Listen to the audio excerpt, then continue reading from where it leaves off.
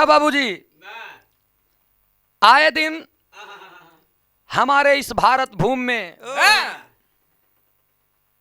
देखने को मिलता है हमारे भारत देश, यही वो भारत देश है जिसे लोग सोने की चिड़िया कहा करते थे।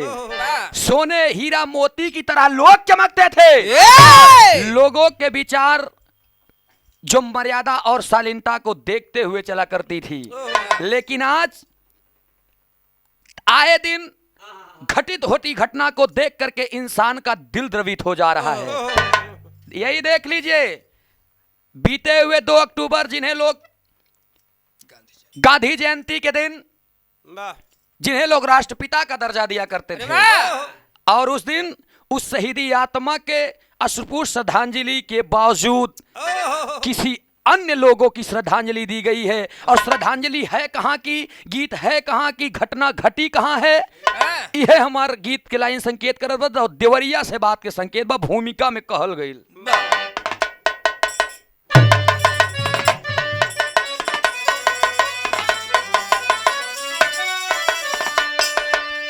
अरे रो रही मैदानी देख कर दुर्दशा,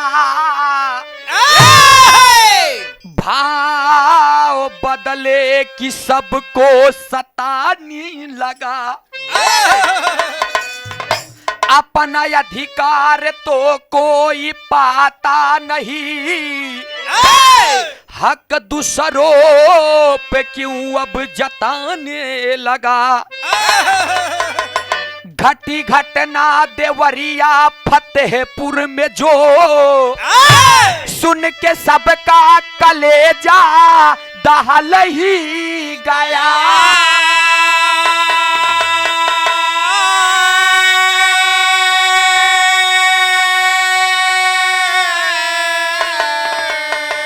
एक के बाद और 5 लाशें गिरी, सूरज सोचे जमाना बदल ही गया।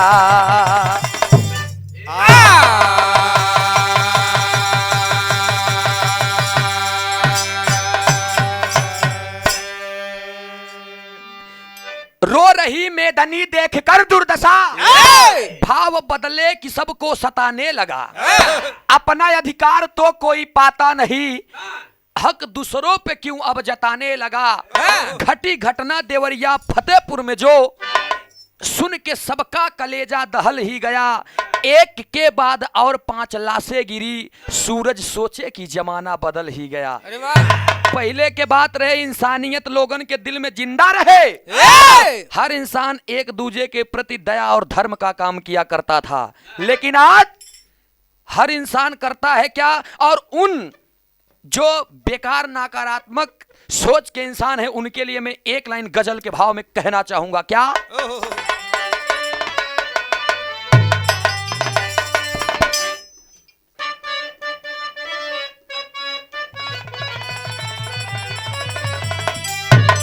यह गीत के लाइन बा, अरे उठो मुसलमान नमाज पढ़ लो, अरे उठो मुसलमान नमाज पढ़ लो, अभी मेरा सर कटा नहीं। उठो मुसलमान नमाज पढ़ लो, अभी मेरा सर कटा नहीं। बहुत अच्छे।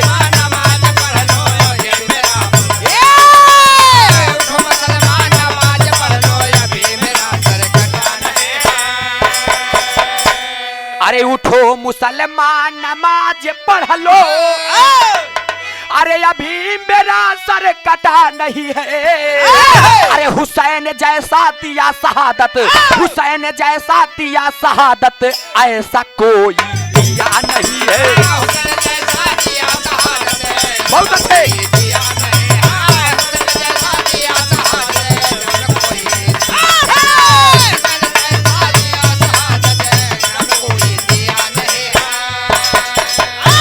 लेकिन ये भैया हो, एक सच्चे इंसान और एक नेक सोच वाले इंसान की बात है। क्या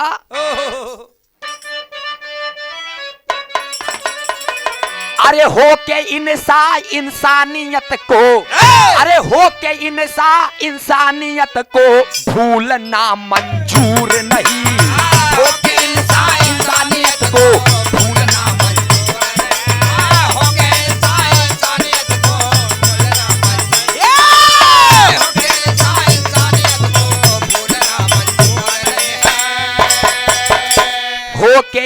ऐसा इंसानियत को अरे भूलना मंजूर नहीं। अरे हिंदू मुस्लिम सिख ईसाई, हिंदू मुस्लिम सिख ईसाई कोई किसी से दूर नहीं। हिंदू मुस्लिम सिख ईसाई कोई किसी से दूर नहीं। हिंदू मुस्लिम सिख ईसाई कोई हिंदू मुस्लिम सिख ईसाई कोई किसी से दूर नहीं। गौर करेंगे बाबूजी, जमाना चेंज हो रहा है, जबकि हिंदू मुस्लिम सिख ईसाई सब आपस में भाई भाई। केहू के देख करके कोई जले ना ये भैया हो। अब यही के अगवे से नजम के लाइन के शुरुआत हो तो बा। नजम में कहानी कहाँ के बा, कैसन बा, एकदम शीशा की नहीं झलकी। तनी एक पत्ती बढ़ा के मास्टर साहब।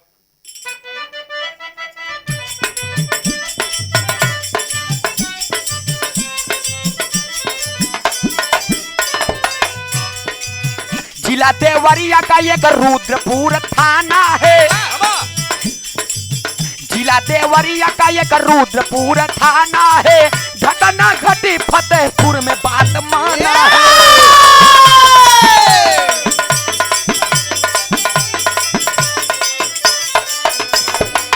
बढ़ता विवाद भी अब देता एक नसीहत है। बढ़ता विवाद भी अब देता एक नसीहत है। प्रेमचंद यादव के परिवार की हकीकत है।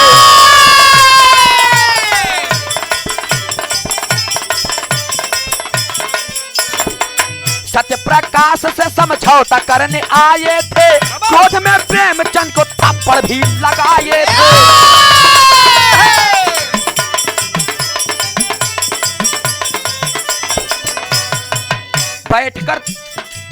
बैठकर दो पक्षों में कभी ना सुझाव हुआ। बैठकर दो पक्षों में कभी ना सुझाव हुआ। विवाद बढ़ा तो परिवार दो टुकड़ा हुआ।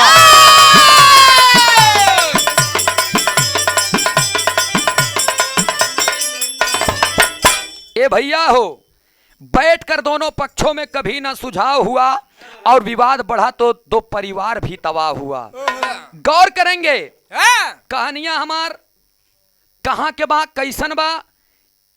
देवरिया जिले में रुद्रपुर थाना पड़ता है और रुद्रपुर थाने के अंतर्गत फतेहपुर गांव बा और फतेहपुर गांव में दो टोला।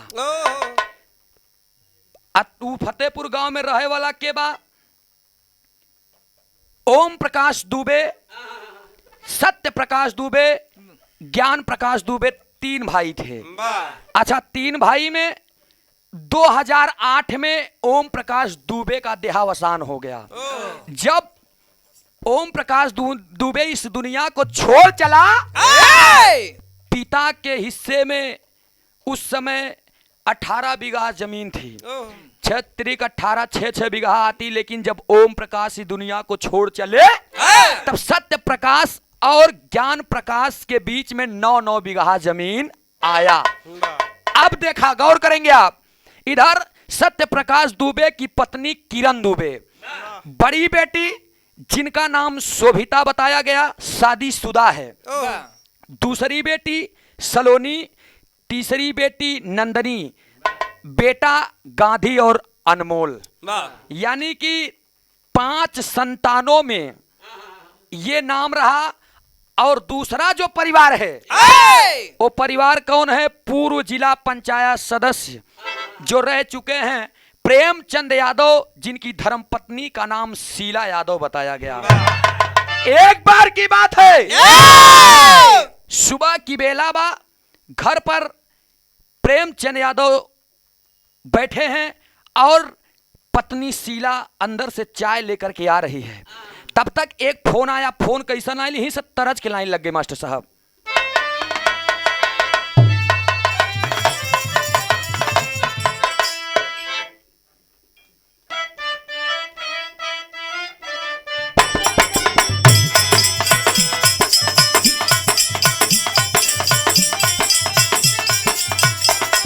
ओहो, यह तो हमारे तरज के लाइन बा। कोनो प्रेमिका और कोनो प्रेमी के बात रहे। प्रेमी अपने प्रेमिका के देख के मनलुब्ध हो करके उस प्रेमिका को कह रहा है कि ई दुनिया में हमरे सिवा तोहार जोड़ा कहूँ अइयो नहीं बा। कहे का कहे बा यही कहे कवना देवता के गाढ़ल संवारल हऊ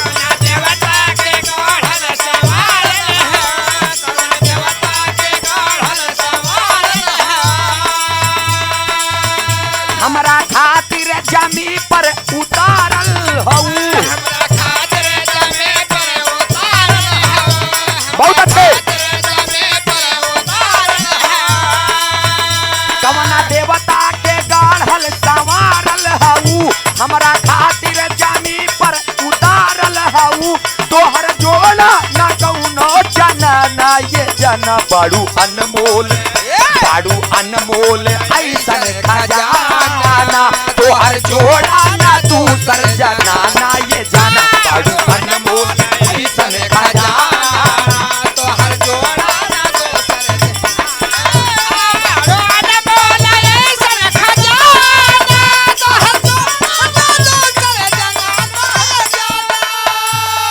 लेकिन ये बाबू हो गौर करेंगे हम बहुत ज्यादा परपंच नहीं करे चाहते।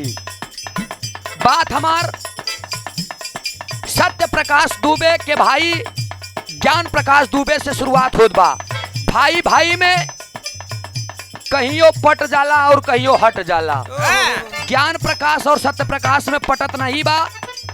उतनी समय ज्ञान प्रकाश के बीच में जो 9 बीघा जमीन है वो 9 बीघा जमीन बगल के ही रहने वाले जिनका नाम प्रेमचंद यादव बताया गया, जो प्रॉपर्टी डीलर भी हैं और पूर्व जिला पंचायत सदस्य भी हैं। ज्ञान प्रकाश यादव अपना 9 बीघा जमीन उन्हीं के हाथों से बेच देते हैं। बचा 9 बीघा जमीन जो सत्य प्रकाश दुबे जी का है। लेकिन गौर करेंगे लेहड़ा टोला के रहे वाले सत्य प्रकाश दुबे और अभयपुर टोला के रहे वाले प्रेमचंद यादव जी। बात सुबह की होती है, उठते हैं जब बाइक पे सवार होते हैं तब बीबी शीला आकर के प्रेमचंद यादव को चाय देना चाहती है, लेकिन प्रेमचंद यादव कहते हैं कि बस कुछ सेकंडों में आते हैं, फोन आया है, अर्जेंट है। और बात क्या थी यही पे कहना पड़ा।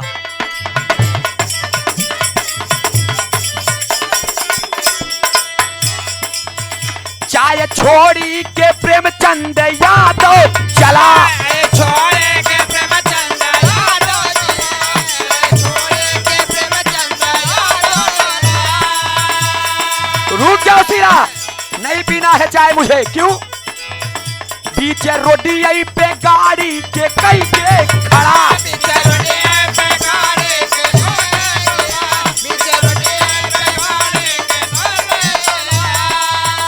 चाय छोड़ी के तब प्रेमचंद यादव चला। बीच रोडी यही पे गाड़ी के कैले खड़ा। खेत ओरी चला हुई दीवाना, ये माना बात पे बात कहते ही जाना। खेत ओरी चला हुई दीवाना, ये माना बात पे बात। बहुत अच्छे।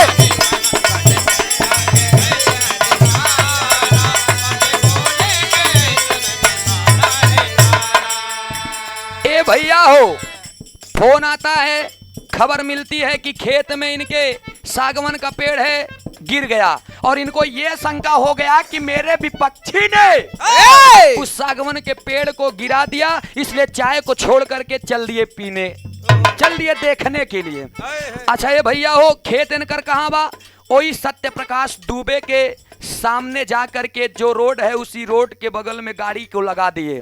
गाड़ी के लगौले के बाद जा करके अपना खेत देखते हैं। घूमने टहलने के बाद जब आते हैं तो आने जाने में थोड़ा सा दिक्कत हुआ, तो वहां के लोगों ने सत्य प्रकाश दुबे ने प्रेमचंद यादव से कहा, यह भी बात बताई जाती है, प्रेमचंद यादव से कहा कि गाड़ी को और साइड में कर लीजिए। प्रेमचंद यादव बोले कि भाई ये सड़क किसी के बाप की नहीं है, अरे ये सड़क सरकार की है।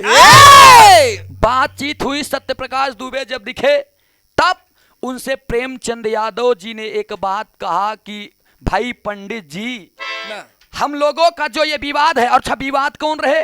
विवाद रहे वही ज्ञान प्रकाश जो 9 बीघा जमीन बेच के गुजरात में चल गईलन।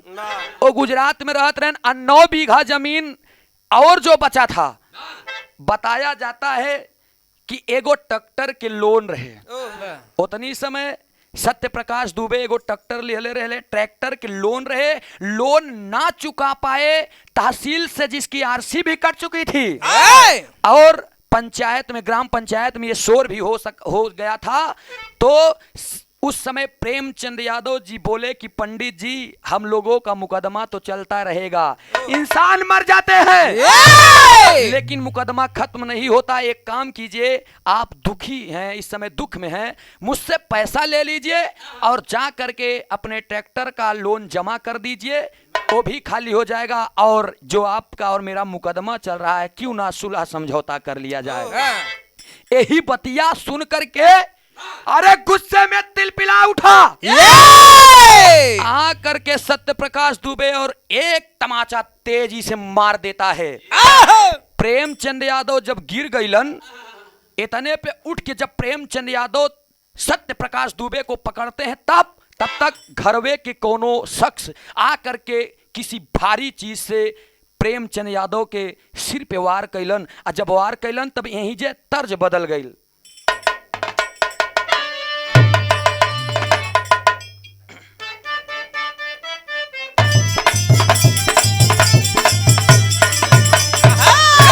यह गीत के लाइन बा, कोनो मेहरारू के पति बहुत दिना के बाद में परदेश से घर आवत रहे, लइकवा के बोला के छटका देवरवा हिया रे 5 रुपया देश के जब 3 थी शैम्पू लिया, 2 रुपया के तय टाफी खाए ले। जब शैम्पू लेके आए तो अपने पति के पास फोन कैले बा, बात कही के रखले जब फोन, तब तक एक सहेली पूछत बा आज इतना खुशी काहे हो।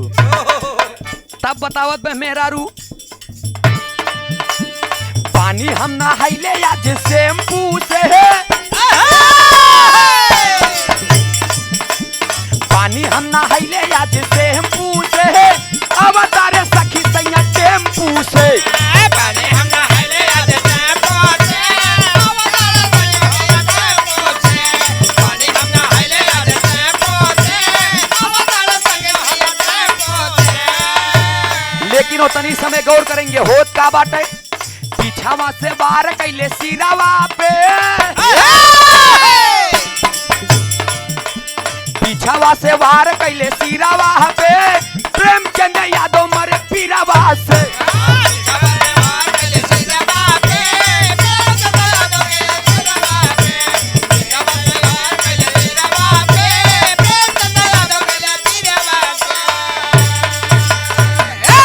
बात के समझ ले ये भैया हो, उतनी समय जब कोनो वार कैलन पीछे से, प्रेमचंद यादव के सिर पे जब लगा तो प्रेमचंद यादव को कुछ दिखाई न दिया और वही जगह पे गिर गए।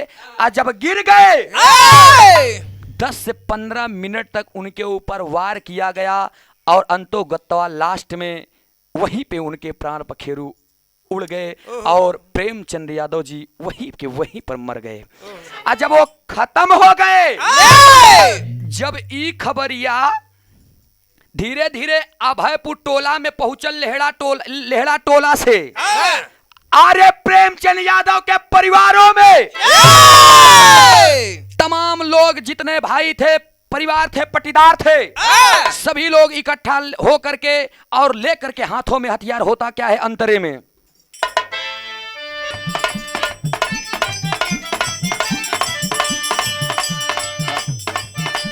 क्षण भर में खबर सब जान गए, क्षण भर में खबर सब जान गए, क्षण भर में खबर सब जान गए। भारी संख्या में घर से जवान गए, भारी संख्या में घर से जवान हुए, भारी संख्या में घर से जवान हुए। मारे हंसी अदा रेती के हुछुरावा से, केहू हंसिया, केहू दरेती, केहू लाठी, केहू डंडा, जे जऊ नहीं पाए बा। मारे हंसी यादा रेती केहू छुरावा से, प्रेमचंद यादव मारे पीरावा से।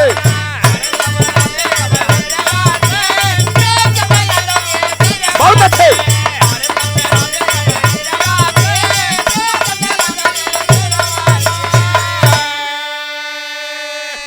ए भैया हो, सभी लोग बदले की भावना को लेकर के और चल दिए। जब पहुंचे वहां पे, प्रेमचंद यादव को देखे कि गिरे हुए हैं प्रेमचंद यादव, और जब गोदी में उठाए देखे कि प्रेमचंद यादव जी की श्वासा बंद हो चुकी थी।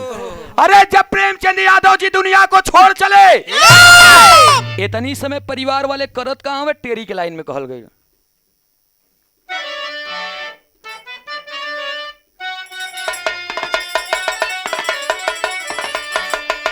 बदले की भावना मन में जग उठी, अरे बदले की भावना मन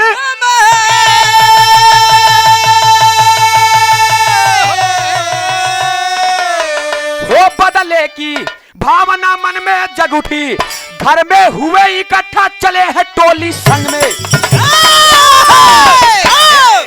ए भैया हो, बदले की भावना मन में जग उठी, घर में हुए इकट्ठा चले हैं टोली संग में, बदले की भावना मन में जग उठी। चल दिए हैं लेकर के तमाम प्रकार के हथियार। अब पहुंचे हैं सत्य प्रकाश दुबे के परिवार में। पहुंचने के बाद वार पे वार करना शुरू कर देते हैं। ए भैया हो, एक लाश गिरल बल, लेकिन बाबूजी गौर करेंगे, वहां पे पहुंचने के बाद सत्य प्रकाश को मारते मारते मारते मारते इस दुनिया से अलविदा बोलवा दिए। सत्य प्रकाश दुबे की पत्नी, जिनका नाम किरण दुबे बताया गया, किरण दुबे को भी इतना मारते हैं, गहरी चोट की वजह से किरण दुबे भी इस दुनिया को छोड़ चली। सलोनी को भी मार देते हैं, जो बड़ी बेटी है। छोटी बेटी नंदनी भी मारी जा चुकी है, गांधी भी मारा जा चुका है, लेकिन एक बेटा है जिसका नाम अनमोल बतावल गई। अनमोल को भी मार दिए हैं, मरा जान करके छोड़े हैं। लेकिन कुदरत के करिश्मा देखा, जब सभी लोग आए वहां पे, जब तक ये शोर हुआ, लोगों ने वहां पर पहुंचा, तमाम प्रकार के अधिकारी लोग जब पहुंचे तो वहां पर अनमोल के जब पकड़लन, हथवा के दिखलन, तो अनमोल के हथवा में कुछ जान रहे। टसमस करत बा और श्वासा चलत बा। उसे उठा करके अनमोल को डीआरडी मेडिकल कॉलेज गोरखपुर में ले जा करके एडमिट करते हैं, और अनमोल जिंदा रहा और जीने की कोशिश लगातार करता रहा, और पर कुदरत का करिश्मा ऐसा रहा कि आज अनमोल जिंदा है। लेकिन ई बतिया धीरे धीरे धीरे धीरे जब चारों ओर खौल गई, चारों ओर फैला है, उतनी समय होत का बा सोठी के लाइन में कहल गई, 5-5 लाश और घर में गिरा हुआ है। ये छठा जो है अनमोल, इसे भी मरा छोड़ करके लोग वहां पे गए थे, लेकिन होत का बा सोठी में कहल गई।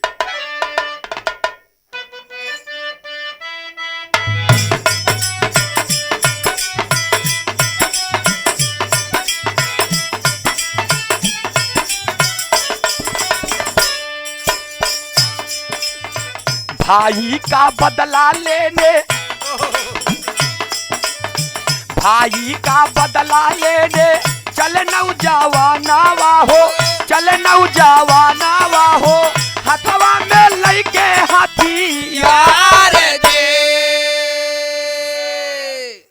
हाथ में हथियार लेकर के सभी लोग जाते हैं, लेकिन ये भैया होत का बा, प्रेमचंद यादव के घर कुछ ही दूर रहा ले हो, कुछ ही दूर रहा ले हो, तोड़ी फोड़ी डाइल का पार दे।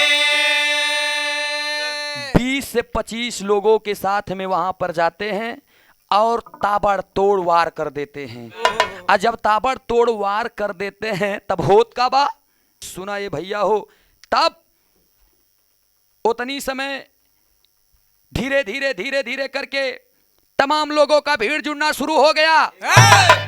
अच्छा ये भैया हो, अनमोल को डीआरडी मेडिकल कॉलेज गोरखपुर में छोड़ दिए। जब ये बात मुख्यमंत्री माननीय आदित्यनाथ योगी जी सुने, वो उस घटना स्थल पे आने के बावजूद वहीं Gorakhpur DRD medical college Gorakhpur में जाकर के उस बच्चे से मिले, और उस बच्चे से जब हाल चाल पूछे, तब वहां से फोन किए तमाम अधिकारियों के पास कि वहां पर जल्द से जल्द जाएं और कड़ी से कड़ी कार्रवाई करें। जो वहां पर मेन मुद्दे को उठाया है, उसे पकड़ करके लाया जाए और सख्त कार्रवाई की जाए। ई बतिया तो उधर कहलन है भैया, लेकिन जब शाम हुआ तमाम अधिकारी आ गए यहाँ पे। जब तमाम अधिकारी आ गए तब वही के बीच में एगो लड़का और रहे सत्य प्रकाश दुबे के, जेकर नाम द्वेष दुबे बताया गया। द्वेष दुबे बलिया कथा सुनाने के बाद आया और जब अपने भाई गांधी को मृतक पाया तो रो करके अधिकारियों से बता रहा है कि साहब, ये साहब हमारा ये भाई है गांधी, मैं जा रहा था बलिया में कथा सुनाने के लिए, तो मेरा भाई मुझसे कहा कि भाई आज मेरा जन्मदिन है, आज मेरे जन्मदिन पर मुझे क्या तोहफा दोगे? मैंने कुछ ना दिया भाई, मैंने कुछ ना दिया साहब। मैंने अपने भाई से कहा कि भाई मैं तो जा रहा हूँ कथा सुनाने, वहां से मैं आऊंगा, जो भी कुछ पैसा पाऊंगा तुम्हें दे दूंगा, उसी से अपने दोस्तों के साथ में पार्टी कर लेना।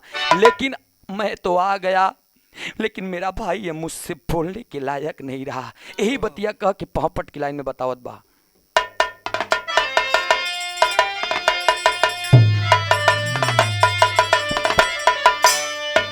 अरे बात बात पे छिड़ी है खूनी जंग, भंग कर खुशियों को।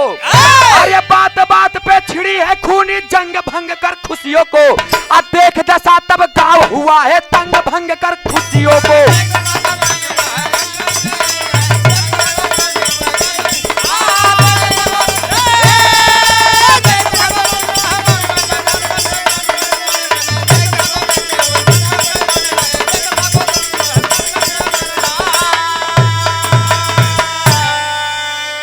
अरे खूनी बदला खूनी के ऊपर, खून हुआ सवार हो। अच्छा लोगों को मौत के घाट सबने दिया उतार। एक के बदले 6 को मारा संग, भंग कर खुशियों को। देख दशा तब गाँव हुआ है तंग, भंग कर खुशियों को।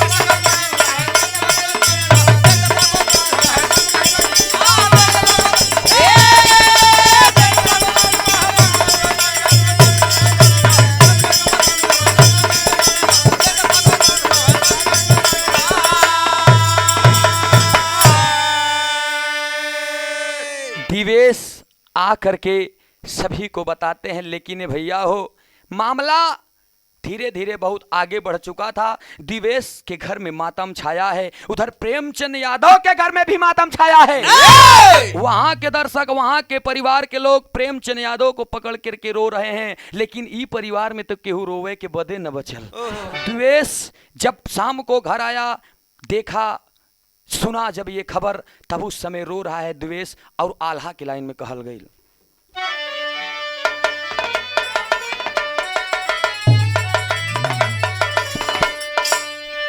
अरे डीएमआ एसएसपी पहुंचे, खबर को पा करके तमाम जिला के अधिकारी पहुंच चुके हैं वहां पे। होत का बा डीएमआ एसएसपी पहुंचे, सुनी के खबरिया पंचो।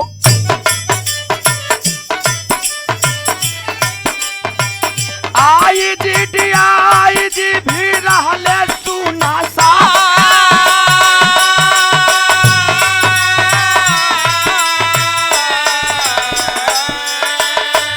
हेलीकॉप्टर से अइले सारा अधिकारी पंचो।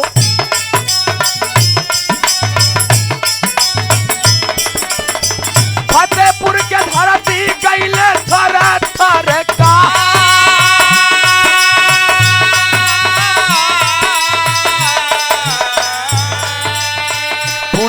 निरीक्षक साथे 107 अइले बाबू।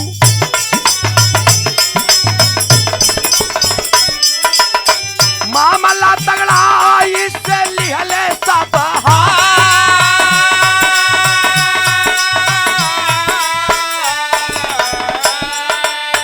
दोनों परिवार रोवे आंसुआ के गारी पंचो।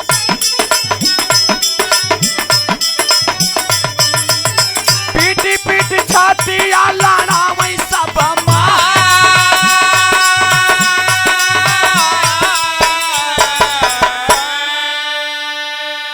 गौर करेंगे बाबूजी, तमाम लोग इस बात पर चर्चा कर रहे हैं कि प्रेमचंद यादव को मारा गया, और प्रेमचंद यादव को जब मारा गया तो जिसके भी घर परिवार में इस बात का खबर सुनने को मिलेगा, हर इंसान जाएगा बदला के भावना लेकर के।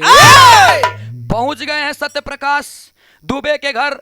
उनको, सत्यप्रकाश को, उनकी पत्नी किरण दुबे को, उनकी बेटी सलोनी, नंदनी, गांधी और अनमोल को मार कर जब आते हैं तो रतिया में द्वेष यादव बचल बलिया से कथा सुनाने के बाद जब आया तो वो रो रहा है, अधिकारियों से फांसी की मांग कर रहा है। हमारे परिवार के जो भी कातिल है उन्हें सख्त कार्रवाई की जाए और उन्हें फांसी दे दी जाए।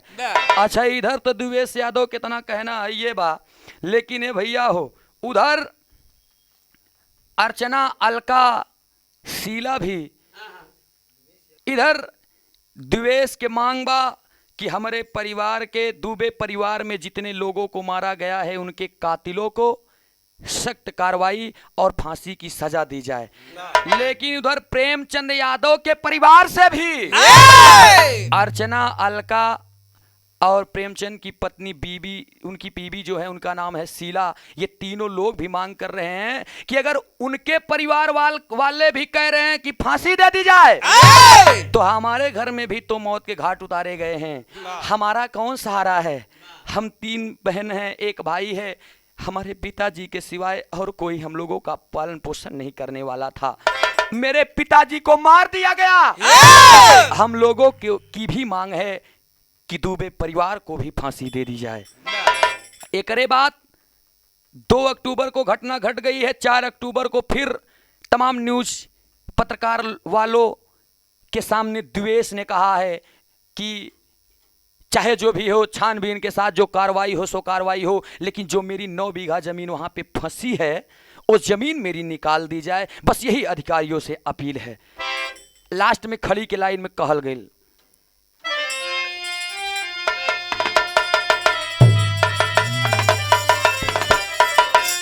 अरे जमीनी लफड़े में तगड़ा विवाद हो गया, समझौता हुआ नहीं और दोनों कुल बर्बाद हो गया।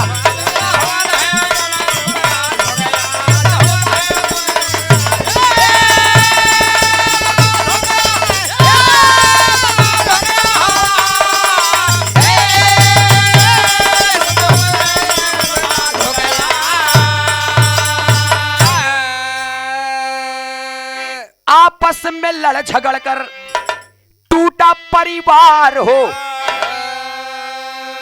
एक के बदले 5 लाश मारल गईल मार हो। तमाम लोग पहुंच करके मारे और बताया गया 28 नामजद दुबे परिवार से। सत्यप्रकाश दुबे की बड़ी बेटी जो शादीशुदा है, शोभिता, ने बताया है कि बहुत दिन पहले 2004 की बात है, मेरे चाचा को अगवा कर अपने गिरफ्त में कुछ दिन रखा था। कौन? प्रेमचंद यादव, जो पूर्व जिला पंचायत सदस्य है और दबंग प्रकार का है और प्रॉपर्टी डीलर भी है। तमाम प्रकार का आरोप लगाया। 28 नामजद और 50 लोगों के नाम, अज्ञात लोगों के नाम FIR किया है, जिसमें से 16 लोगों को दूसरे दिन ही यानी 3 अक्टूबर को ही पुलिस ने अपने गिरफ्त में ले लिया था। आगे कार्रवाई क्या होगी अब ये सरकार के हाथ में कहना पड़ा। आर्य देवरिया जिले की घटना सबको याद हो गया, समझौता हुआ नहीं और दोनों कुल बर्बाद हो गए।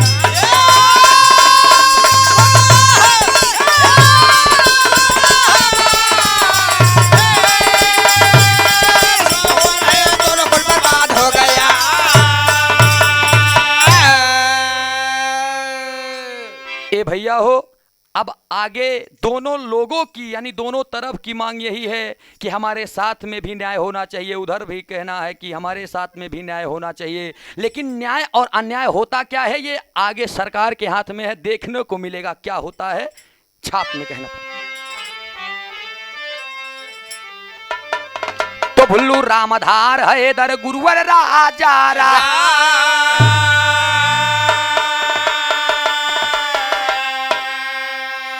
आर्य विमल कवि भोजराज के साथ कभी थे राधे श्याम।